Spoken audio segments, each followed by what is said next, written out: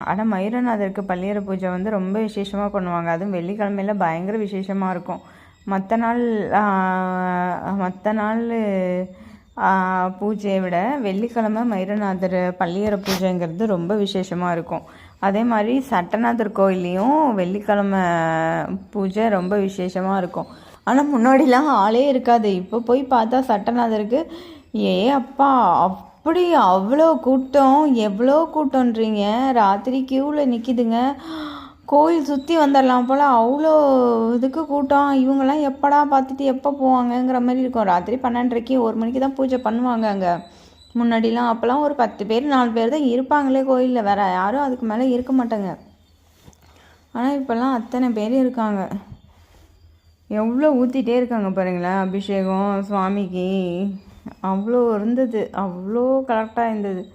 நிறையா நெய் இருந்தது, நிறையா வச்சு. அதுவும் வந்து பௌர்ணமி அதுமா ஜனங்க நிறைய பேர் வந்துட்டு வாங்கி பார்த்துட்டு அதுக்கப்புறம் கோயிலுக்கு சும்மா வரவங்க பார்த்துட்டு அதுக்கப்புறம் போய் நெய்யை வாங்கிட்டு வந்து மறுபடியும் ட்ரம்மில் ஊற்றுனாங்க. இவர் பார்க்குறாரு பாருங்களா அப்பப்போ திரும்பி.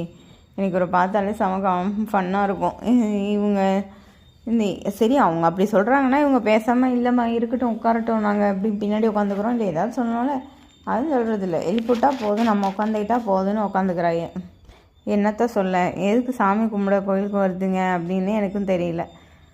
அப்படி இருக்குது. கூட உட்காந்துருக்கிறவங்கெல்லாம் கூட எனக்கு பார்த்துட்டு சொன்னாங்க, இந்த மாதிரி சொல்லலாமா, இந்த மாதிரி செஞ்சுட்டு இதுங்க வந்து உட்காந்துருக்கு அப்படின்னு. நான் நினச்சேன் சரி பரவாயில்ல, எல்லாம் பார்த்துட்டு தான் இருக்காங்க போல், எல்லோரும் தெரிஞ்சு தான் வச்சுருக்காங்க அப்படின்னு நினச்சேன்.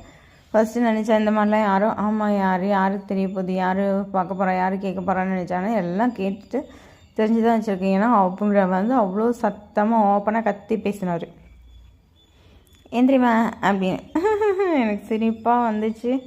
இந்த மாதிரி சொன்னாலே எனக்கு ஒரு மாதிரி இருக்கும். அட பாவீங்களா, நம்ம ஒன்றுமே செய்யலையே அப்படின்னு. எப்பயும் போல் அதே மாதிரி தான், நம்ம எதுவுமே செய்யலை, நான் எதுவுமே செய்வேனா தன்னால் என்னென்ன வந்து சேரணுமோ எல்லாம் வந்து சேருவேன். எனக்கு அந்த மாதிரி இருக்கும்.